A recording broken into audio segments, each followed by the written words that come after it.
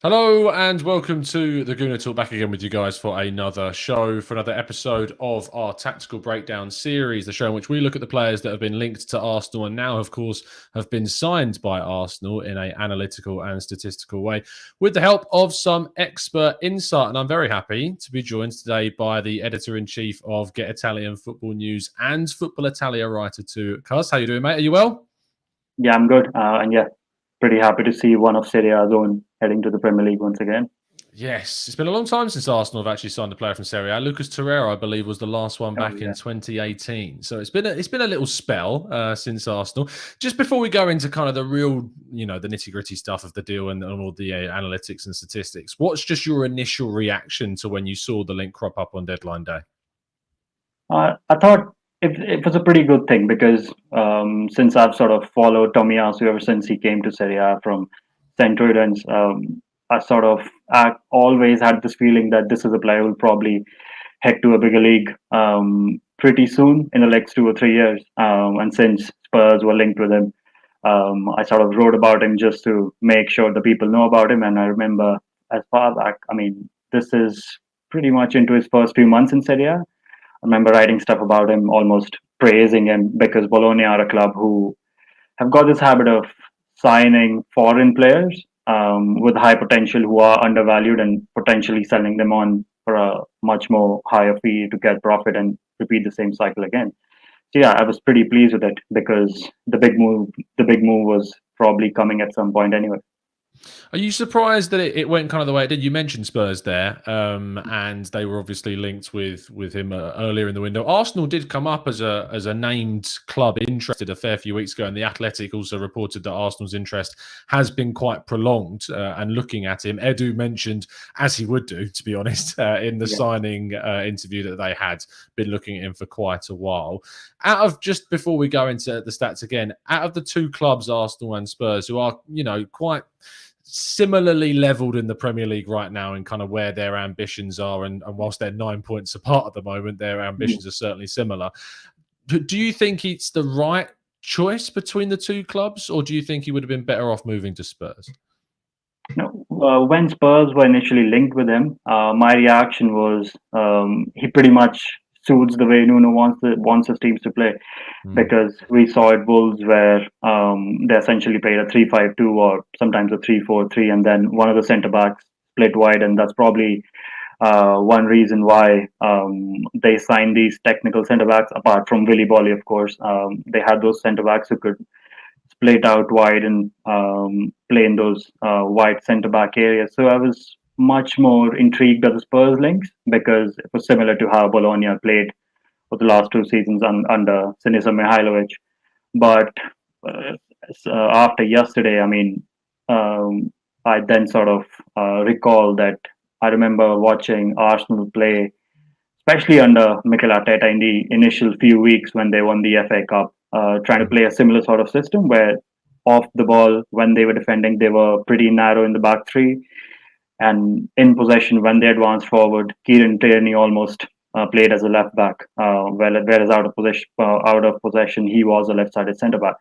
So then all of a sudden it started to make much more sense to me. And we see Callum Chambers playing at right back regularly, and he's someone who used to be a centre back, but Mm. over a period of time he started to play as a right back. So I think it's an upgrade for Arsenal in many ways.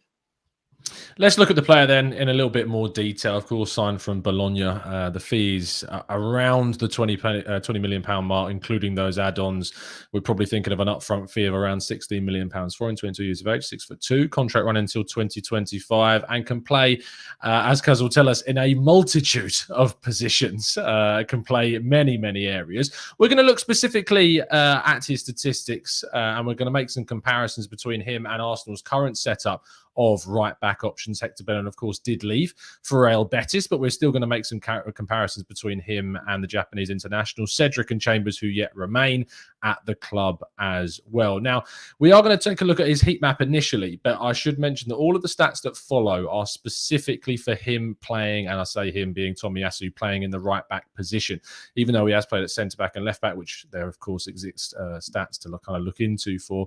It wouldn't have made too much sense considering we are going to be looking at the right back position. However, the heat maps do look at the more general side of things for all four players across the 2020-21 season. So talk to me then about kind of his position as a player, where you feel he is best and where you think he's kind of destined to specialise.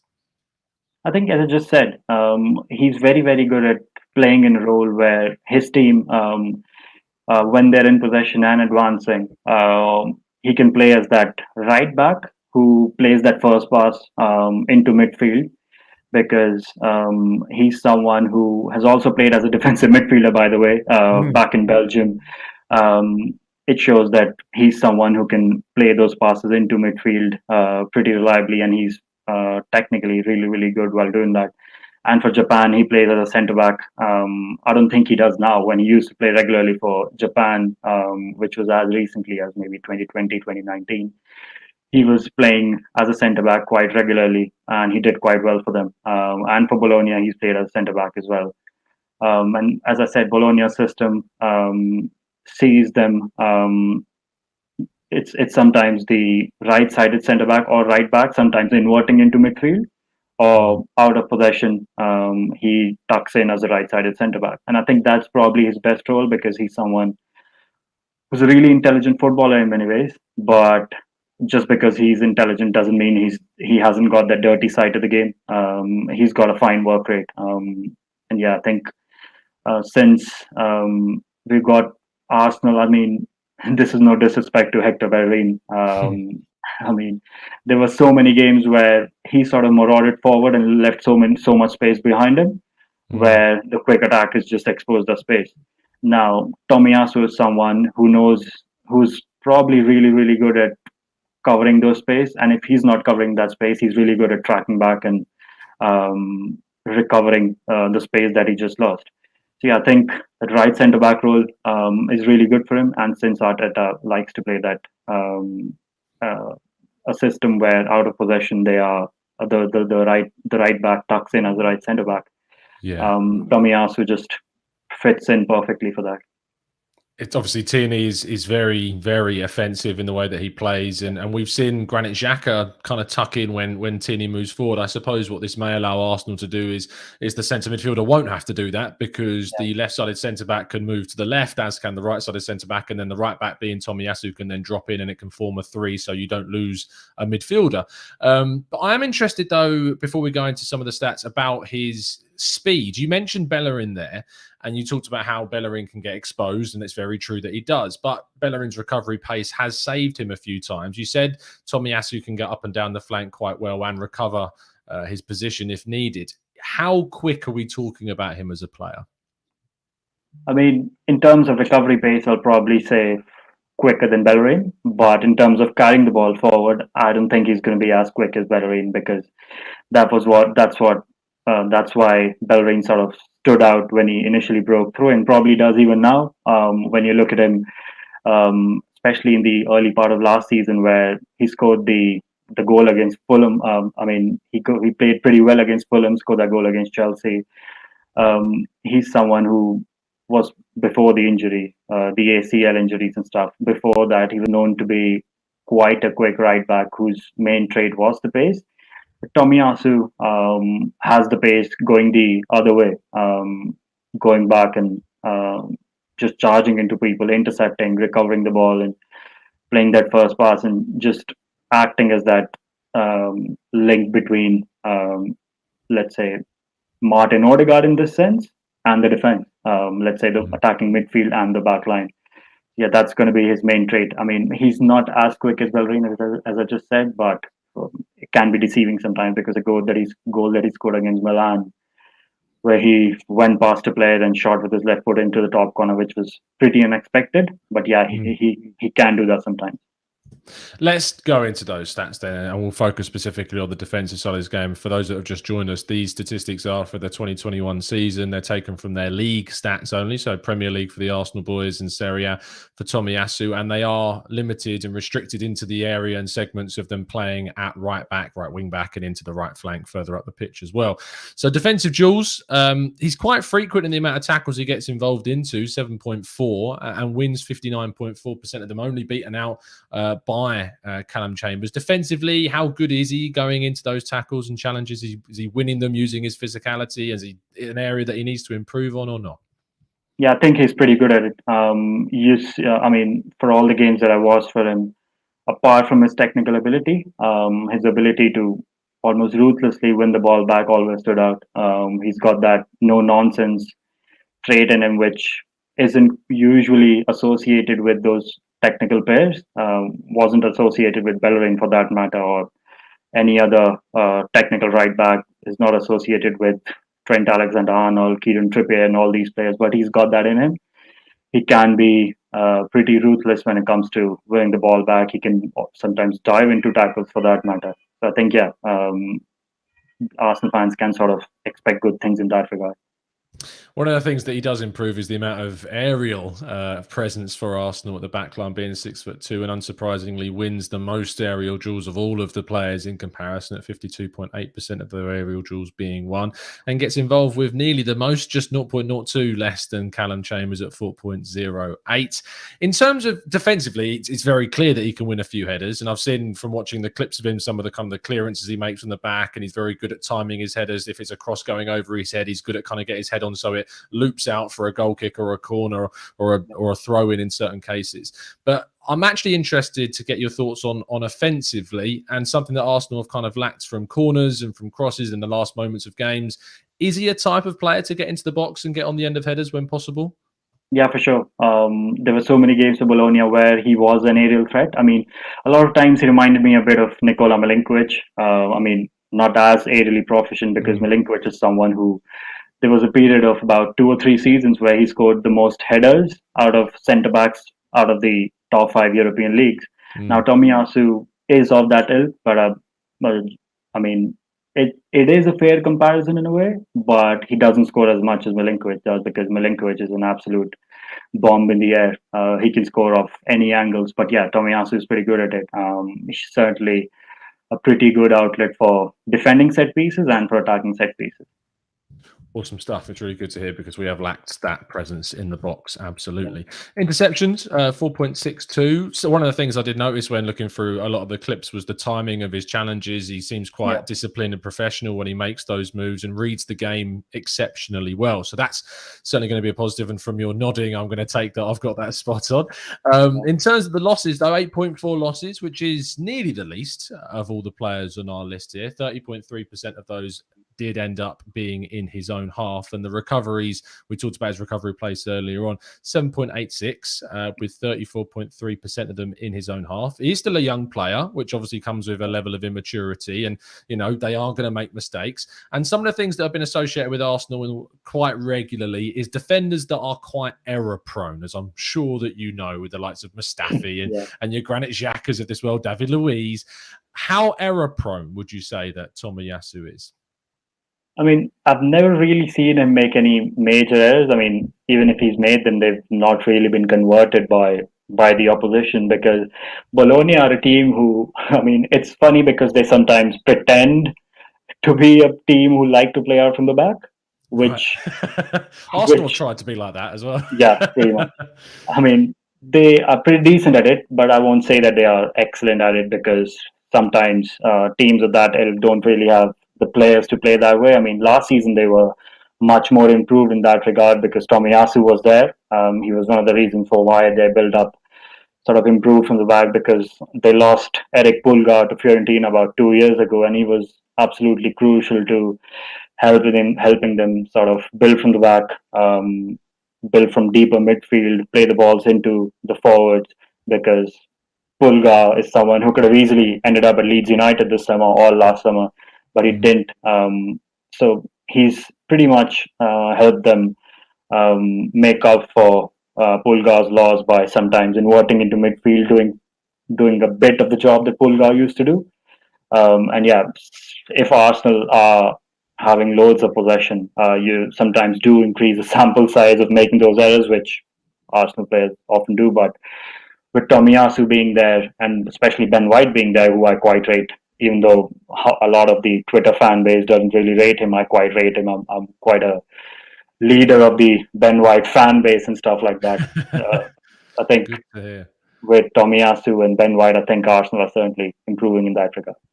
Brilliant stuff.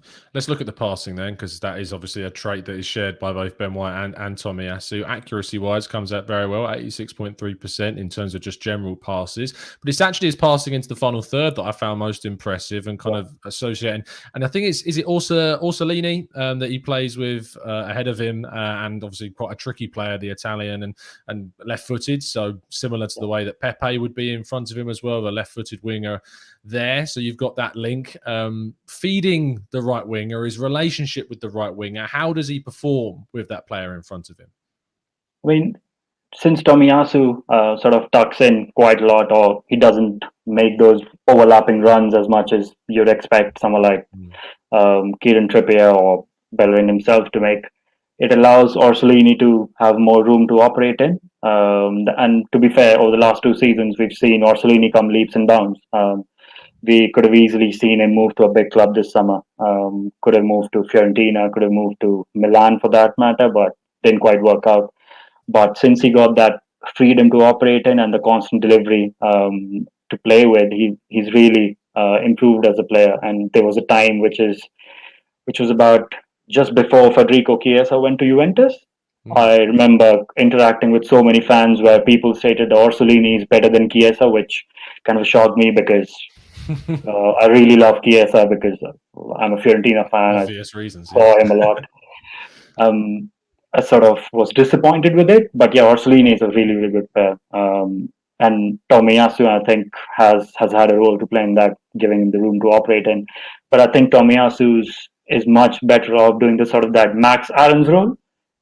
By that, I mean, he's better at playing those underlapping passes. As in, I mean, a majority of his passes are played into the half spaces, in behind the opposition back line, where maybe in Arsenal's case, I mean, could be anyone. We don't really know who's going to start as a striker for Arsenal in the next game, but whoever that is, if he's making the right runs, Tomiyasu is going to pick them out by playing those passes into the half spaces, which he's really, really good at. Looking then at kind of what he has been, in my view, quite restricted to being able to do, because obviously he has played in very much, as you're talking about, a player that likes to tuck in, disciplined in his position, doesn't get to pass the ball into the box too often in comparison to, say, a lot of his right-back colleagues across the continent. Only 1.93 passes in the box on average, 32% accuracy as well. He doesn't get to do that too often. And when his crosses are looked at as well, 1.39, but does come out okay with accuracy in comparison to, say, his better accuracy than Cedric and Chambers, not as high as that as Bellerin. But do you want to provide some context to kind of these lower statistics? Because I think it's important to talk about the fact that he, at Bologna, has not necessarily been given the license to cross and get into the crossing positions. And from my looking at him, tends to find himself crossing from quite far back rather than closer to the box.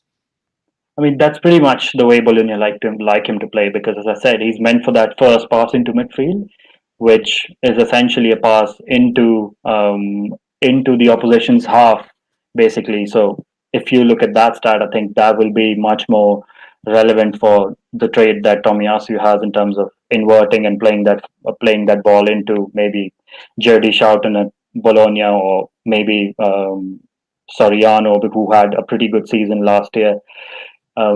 He pretty much thrives in that, and as I said before, he's not someone who makes those overlapping runs anyway. I think he probably did that back in Belgium. It's not like he doesn't want to do it; he can do it, but it's the demands of the system that sort of want him to play a completely different role, where Bologna want him to tuck in, play as a third centre back, or play as a auxiliary right-sided defensive midfielder. So I think those stats are a bit, I mean, depends on the context we look at it, because the way Bologna play, they don't really demand him to do the job. They are fine without him in a way. Absolutely. Last thing we're going to look at is his kind of technical ability and how he gets into the box. 0.62 touches in the box in each game. As we've talked about there, he's very disciplined, quite far back on the pitch, so he's not necessarily getting into the box loads. And lastly, his dribbling statistics does actually come out quite well when he does choose to play out with the ball. 57.1% success rate with the few dribbles that he gets involved in. And you mentioned there, of course, he did it back in Belgium, that he would attack more and he would kind of get close to the byline than he does in comparison, say, he does at Bologna. Do you think then going to Arsenal, and where you've seen Arsenal play, I'm sure, and you've seen how the right backs operate at Arsenal, and how Arteta would like still sometimes, not as much as say Kieran Tierney on the left, but we saw Bellerin a lot get up that right flank to get balls into the box to overlap with Pepe. Do you think he still has the ability to do that? Yeah, I think he does, because this is a player who, I mean, people will not really look at this, but he's a player who's since quite a young age, he's been having to adapt a lot in his career in terms of the way he's adapted to life in all sorts of countries at quite a young age. He's someone who has had to change his roles for the national team, for the club that he plays for, in terms of the tactics, the way his team set up, and the roles that he has to play. And as I said, he's someone who's got a range of skill sets. If he is demanded to play the role that you talk about, making those overlaps, helping Nicola Pepe take players on 1v1 while he takes another man on in a proper wide area. He can certainly do that because he's extremely adaptable. He had to. I think he came to Belgium when he was about 19, which is now a trend in Japanese football, because we're seeing a lot of players from Asia now go to Belgium or the Netherlands, sort of make that move and then move on to other clubs. We see, I think Manchester City had Ko Itakura loaned out to the Netherlands, where he sort of played a similar role. But Tomiyasu has done that job, and he's come leaps and bounds while thriving in different cultures. So I think it just defines so many things about him, where he's already mature for his age and he can adapt pretty much everywhere. We have gone a little bit over time. Do you have 5 minutes to answer a couple of questions? Is that all right? Yeah, for sure. Awesome. I've got lots of time. Steve Stone asked the question. The feeling I get is that he tries to get touch tight and is a very dogged defender, which is a plus. Does he have enough going forward to help out the likes of Pepe and Saka? Yeah, I mean, as I just said, if you look at the way Bologna played, you'll probably notice that maybe he's not going to help out Pepe and Saka in terms of, as I said, making those overlaps, helping Pepe and Saka get on those 1v1s with the opposition fullbacks. But it's the reason why teams like Manchester City, teams like even Celtic in Scotland, they use those inverted fullbacks, is because it creates that extra man in midfield, where one opposition midfielder or an opposition centre back is just forced to come into the centre and come closer to him, which opens up spaces behind him. So indirectly, it's going to help those players out, help players like Nicolas Pepe or Saka himself. So that's indirectly, but even directly, he's done that job in Belgium. So I think I won't have too many worries in that regard. Because he's quite a versatile player, I can kind of see where this next question is coming from. Damien says, with this signing, will we be moving to a back three with maybe Ben White sweeping up behind Gabriel and Tomiyasu with Maitland-Niles as a possible wingback? Do you think it's a fair kind of query to ask whether his signing is a hint that Arteta may be looking to stick with more of a back three, or do you think his kind of move out to the right-hand side as just an out-and-out fullback is not necessarily as much of a signal as some may think? Yeah, I think it's a combination of a Pep Guardiola signing and, a bit of a Max Allegri signing in a way. It's a combination of being aesthetically pleasing and being pragmatic in your approach, because we see Guardiola use Joao Cancelo in a similar way, where he's playing all sorts of roles on the pitch, basically. And Max Allegri used to have, and he still has, a lot of players who can play in those roles, because they need to change positions in possession and out of possession. Carlo Ancelotti's been doing that. So what Arteta probably is trying to do. I think Damien is pretty right when he says that because Ben White was at Leeds United, and Leeds United under Marcelo Bielsa like those versatile players. Bielsa absolutely loves those versatile players, and White used to be that spare man in defense and in attack whenever he used to play out from the back or out of ball or out of possession. So Tomiyasu will help Ben White quite a lot, and indirectly he's going to help Arsenal quite a lot because I think that's the direction in which Arteta wants his team to go. Build a team around Ben White because he's what 21, 22 or 23, whatever, and I'm the leader of his fan base. He's waving his Ben White flag. That's what he's doing. Yeah, I'm a big fan. I mean, if Ben White playing in the Bundesliga, we'll all be rating him much more than we do, and he'll probably be at RB Leipzig or somewhere, and he'll be absolutely rocking it up. He's that sort of a defender, and I think Tomiyasu is also that sort of a defender in a way. Interesting stuff. Really good question that we haven't actually focused on kind of the social side of Tomiyasu. Tom says leadership qualities. Is he a vocal presence on the pitch? I don't really think so. I mean, just based off the stuff that I saw of him at Bologna, because he had a lot of those vocal players around him who are much more experienced in that regard, who are much more of those leaders in a way. I mean, Soriano was one of those who is quite a important character in that Bologna side, not just in terms of the goals, but the time that he spent in Italy for the last few years. So I think he's not quite that leader. So maybe Arsenal need to find someone else again.